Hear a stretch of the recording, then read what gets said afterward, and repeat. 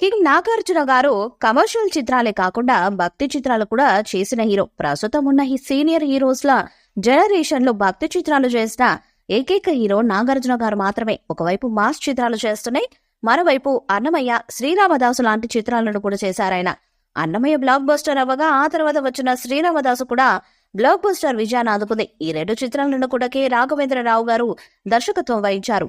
ఇక ఆ తర్వాత షిరిడి సాయి చిత్రంలో సాయిబాబుగా నటించిన నాగార్జున తర్వాత భక్తి చిత్రాలు చేయలేదు. ప్రస్తుతం కమర్షియల్ చిత్రాలు చేస్తున్న నాగ్ తన 100వ చిత్రానికి దగ్గరవుతున్నారు. దాంతో తన 100వ చిత్రం మైలు రాయిగా ఉండాలని కథలని వింటున్నారు. ఈ క్రమంలో నాగార్జున చేతకు శ్రీరామదాసు చిత్రానికి సీక్వెల్ చేసే ఆలోచన వచ్చిందట. 2006లో వచ్చిన శ్రీరామదాసు మూవీ అద్భుతమైన ఘన విజయాన్ని అందుకుంది. ఇందులోని పాటలు, నాగార్జున నటన, రాఘవేంద్రరావు దర్శకత్వం ప్రేక్షకులకు ఒక కొత్త అనుభూతిని పంచాయి. ఇక రాముడి భక్తుడిగా నాగార్జున నటించారు అనడం కంటే జీవించారు అని చెప్పాలి. అంతలా ఆ సినిమాలో నాగ్ నటన అద్భుతంగా కొనసాగింది. ఇక కొన్నేళ్లుగా దర్శకత్వానికి దూరంగా ఉన్న రాఘవేంద్రరావు గారిప్పుడు రామదాసు 2 కథని సిద్ధం చేస్తున్నట్టుగా సమాచారం. నాగార్జున 100వ సినిమా శ్రీరామదాసు 2 చేస్తే బాగుంటుందని ఆయన సీక్వెల్ ని తయారు చేస్తున్నారట. త్వరలోనే నాగార్జునకు పూర్తి స్థాయి కథని వినిపించబోతున్నట్టుగా సమాచారం. 100వ చిత్రం అంటే ఫ్యాన్స్ లో భారీ అంచనాలుంటాయి. అంతేకాకుండా ఒక మైలురాయి చిత్రంగా నిలవాలని హీరోలు కూడా భావిస్తారు.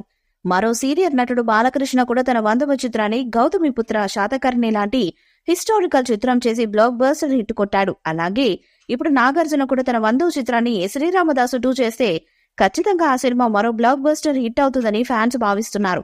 అలాగే రాఘవేంద్రరావు గారు కూడా ఇదే నేపథ్యంలో ఆలోచించి నాగార్జున కోసం శ్రీరామదాసు సీక్వెల్ ని రెడీ చేస్తున్నారట. ప్రస్తుతం డివోషనల్ కంటెంట్ ట్రెండ్ నడుస్తుంది. సౌత్ సినిమాలలో కమర్షియల్ సినిమాల్లోనే కాస్త డివోషనల్ కంటెంట్ ఉంటే అవి బ్లాక్ బస్టర్స్ అవుతున్నాయి, 100 కోట్లు వసూలు చేస్తున్నాయి. ఈ గత 3 ఏళ్లలో వచ్చిన కార్తికేయ 2, అఖండ, కాంతార, హనుమాన్ చిత్రాలే దీనికి ఉదాహరణ.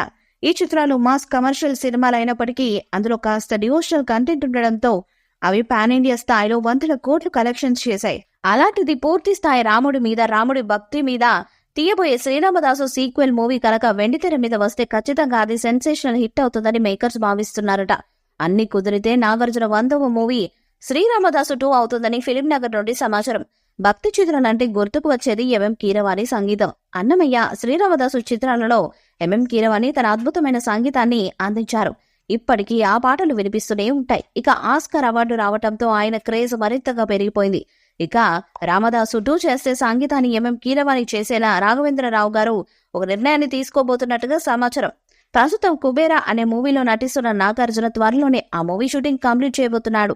ఆ తర్వాత తన 100వ సినిమా మీద ఫోకస్ పెట్టనున్నారు. ఈ నేపథ్యంలో రాఘవేంద్రరావు నుండి వచ్చిన శ్రీరామదాసు 2 చిత్రాన్ని చేస్తారా లేదా అన్నది ఇప్పుడు ఆసక్తికరంగా మారుతున్నది. ఇక ఫ్యాన్స్ కూడా ఈ చిత్రానికి సీక్వెల్ చేయాలని భావిస్తున్నారు. ఒకవేళ నాగార్జున గనక శ్రీరామదాసు 2 చేస్తే ఖచ్చితంగా పాన్ ఇండియా స్థాయిలో 100 కోట్లు కలెక్ట్ చేయడం ఖాయం. దాంతో నాగార్జున కూడా పాన్ ఇండియా హీరోగా మారే ఛాన్సెస్ కూడా ఉన్నాయి.